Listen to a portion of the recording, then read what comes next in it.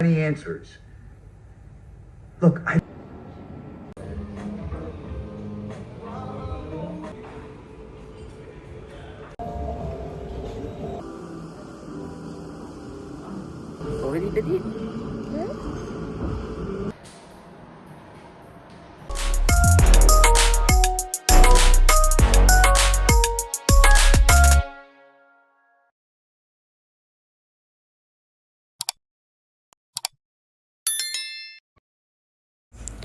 Hello guys, welcome back to my YouTube channel. ඉතින් කොහොමද ඔයාලට මං හිතනවා ඔයාලා හැමෝම හොඳින් ඉන්න ඇති කියලා. ගොඩ කාලෙකින් පස්සේ තමයි මේ vlog එකක් අරගෙන ආවේ. මං හිතන්නේ ඇත්තටම මාස 4-5කට විතර පස්සේ තමයි මම මේ වගේ දිග vlog එකක් අප්ලෝඩ් කරන්නේ. පොඩි short videos එහෙම දැම්ම සැරෙන් සැරේ. ඒ වුණාට මේ වගේ දිග වීඩියෝ එකක් අප්ලෝඩ් කරන්නේ ගොඩ කාලෙකින්. ඉතින් අද මම ඔයාලත් එක්ක ෂෙයා කරගන්නේ අපේ ඇනිවර්සරි vlog එක. ඒ කියන්නේ අපේ 7th anniversary vlog එක.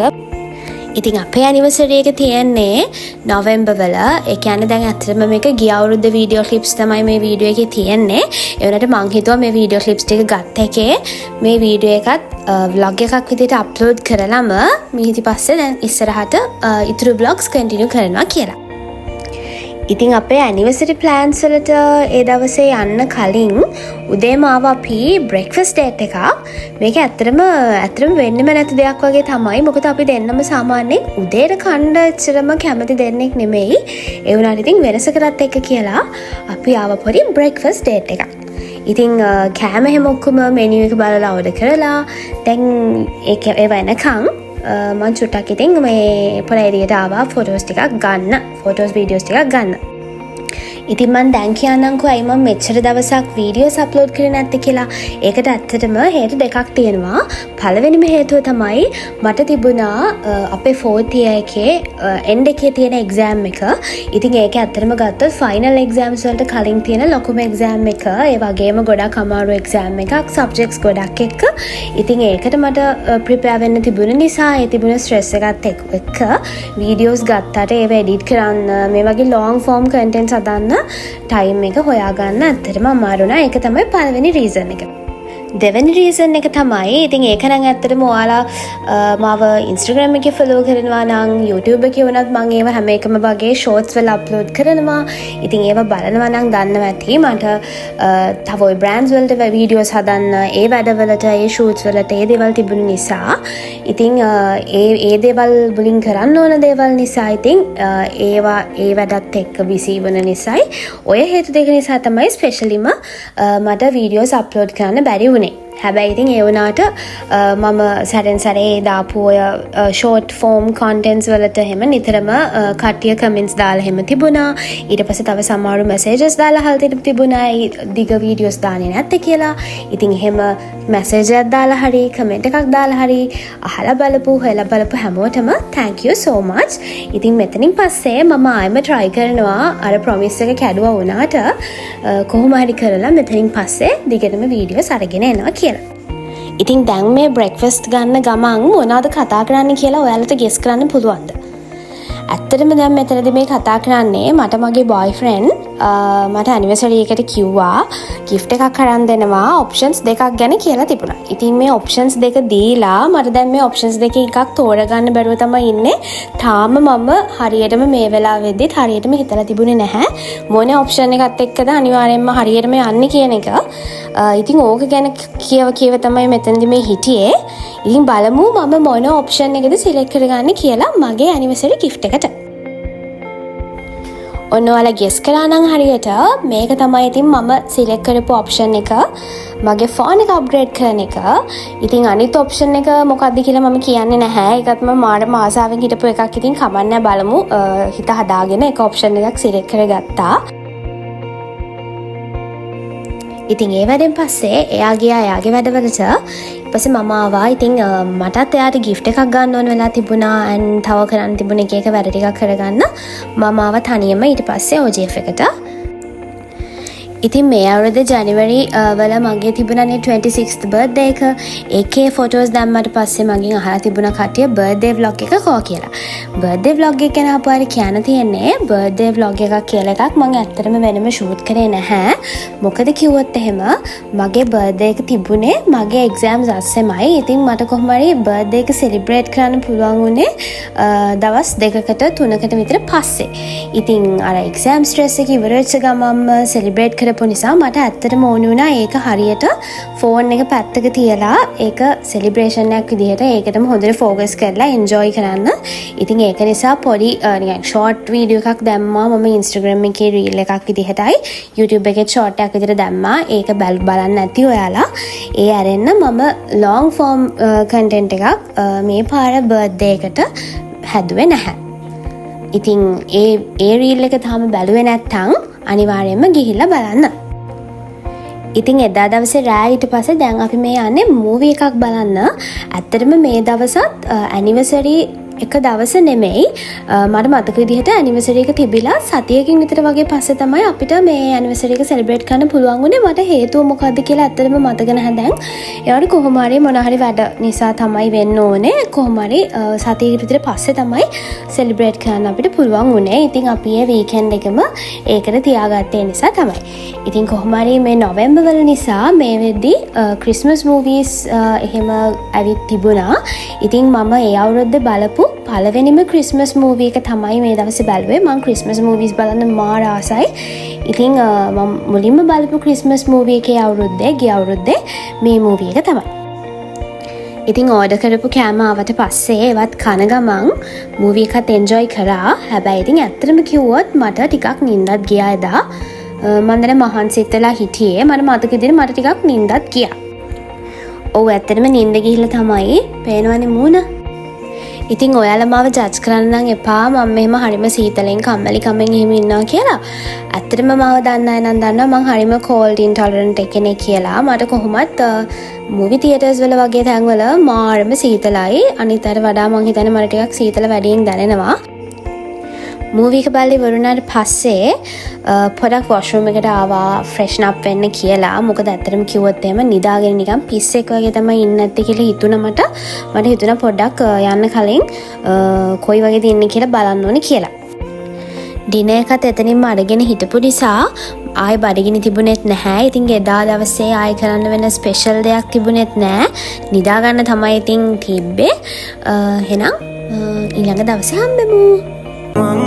දැන් මගේ නොවේ මායම් දැස මගේ නොවේද මං දැන් මගේ නොවේ මායම් දැස මගේ නොවේද යන්නද ගෙල්ලි මම යනවා කේරැල්ල සුළඟ දිගේ ඇවිදින් කරදර කෙරුවා මම යනවා නුබදුන්නු හීන මම අරගෙන යන්නද ගෙල්ලි The next day.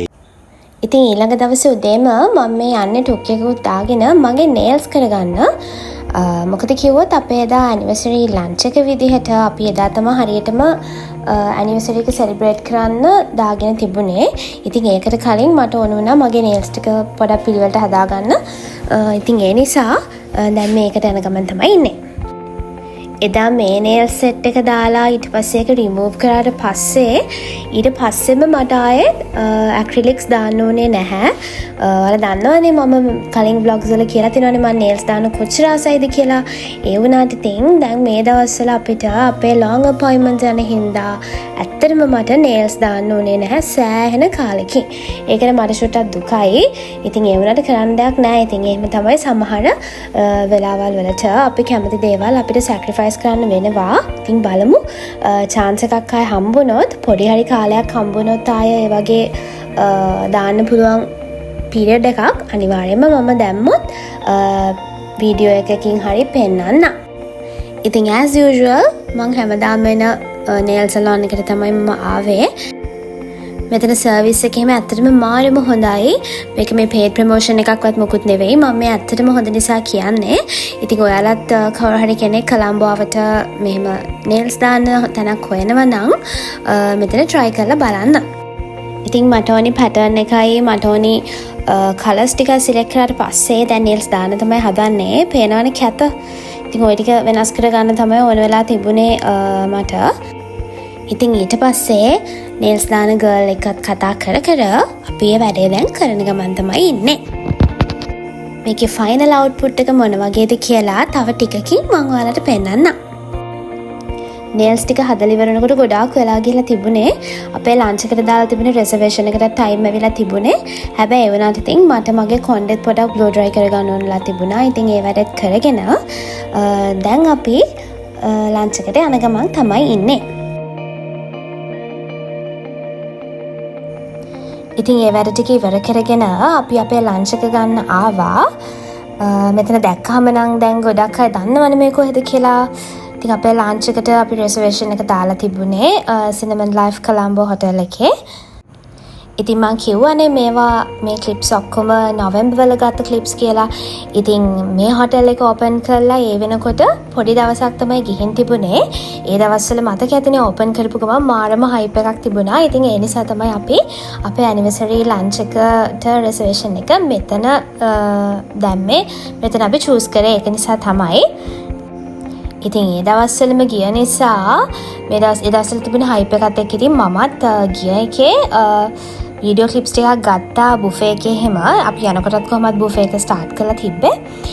ඉතින් ඒ දැන් නම් ඉතින් මම දැක්ක ගොඩාක් වීඩියෝස් මෙන්න මේ බුෆේ එක ගැන එහෙම දාලා තියෙනවා කට්ටිය.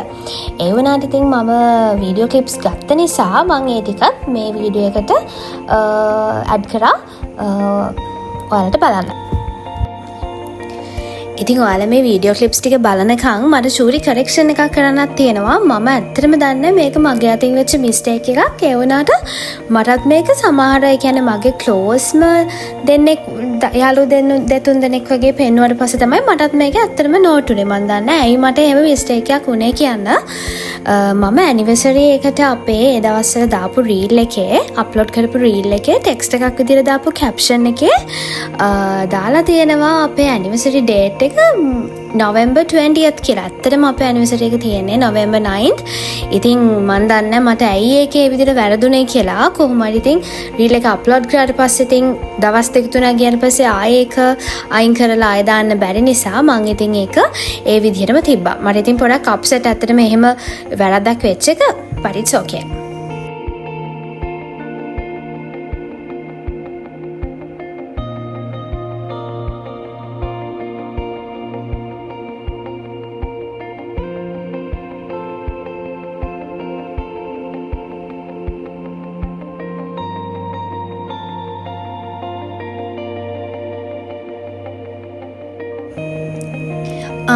මගේ nails පෙන්වෙන හැනේ.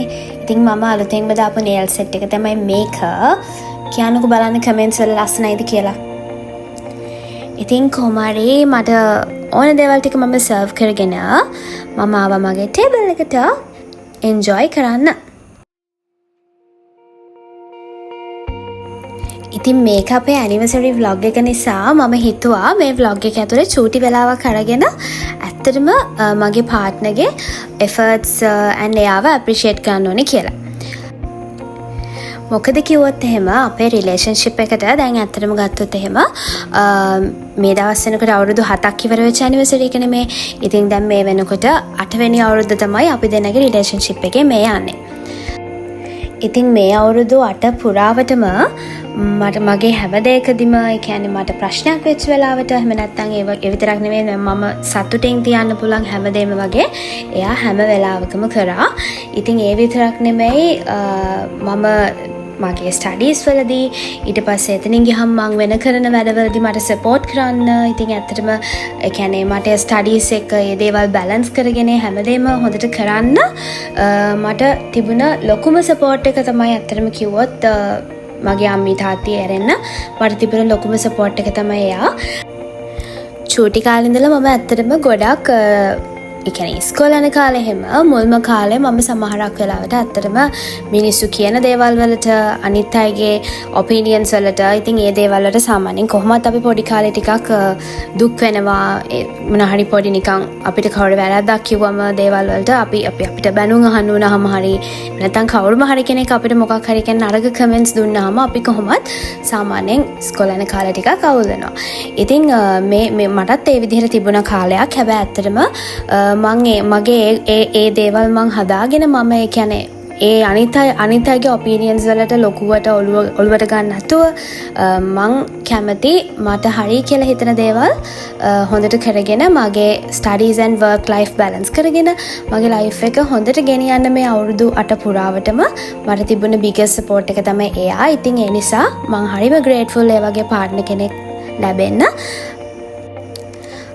So yeah, ඉතින් ඔයාලටත් ඒ වගේ පාර්ට්නර් කෙනෙක් ඔයාගේ ලයිෆ් එකේ ඉන්නවා නම් ඔයා කවදාවත්ම එයාව නැති කරගන්න එපා. ඔයාලා අනිවාර්යයෙන් එයාට ලෝයල් වෙලා ඉන්න හැමදාම හැම වෙලේම ග්‍රේට්ෆුල් වෙන්න එහෙම කෙනෙක් ඔයාට ඔයාගේ ලයිෆ් එකට හම්බුණා කියන එකට. ඉතින් එහෙම කරලා හැම වෙලේම පොසිටිව් විදිහට ලයිෆ් එක දිහා බලන්න. ඉතින් ඔය ටික තමයි මට කියන්න ඕනි වුණේ. ඉතින් අනිත් දේ තමයි හැමදාම මෙහෙම vlog එකක් දැම්මම කවුරුම හරි කෙනෙක් කමෙන්ට් එකක් දානවානේ මෙඩිකල් ස්ටුඩන්ට් vlogs ඕනේ ඊට පස්සේ ස්ටඩි vlogs ඕනේ එහෙම කියලා. ඉතින් මේ vlog එක මම දැන් කාලයකට පස්සේ අප්ලෝඩ් කරපු vlogs වලින් මේක මුලින්ම අප්ලෝඩ් කරේ මේ වීඩියෝස් ටික. ගොඩක් දැන් පරණ නිසා දැන්වත් මේක දැම්මේ නැත්නම් අය දාන්න වෙන්නේ නැති නිසා තමයි මේක මුලින්ම අප්ලෝඩ් කරේ. මෙතනින් පස්සේ මම ආයෙමත් university vlogs, medical student vlogs, අපේ clinicals යන්නේ වගේ vlogs, එතනින් ගියාම study vlogs, ඒ වගේ ඔයාලගේ request වල තියෙන vlogs එක ඒවා හිමීට අරගෙන එන්න. ඉතින් දිගටම ඒ නිසා මගේ channel එකත් එක්ක ඉන්න.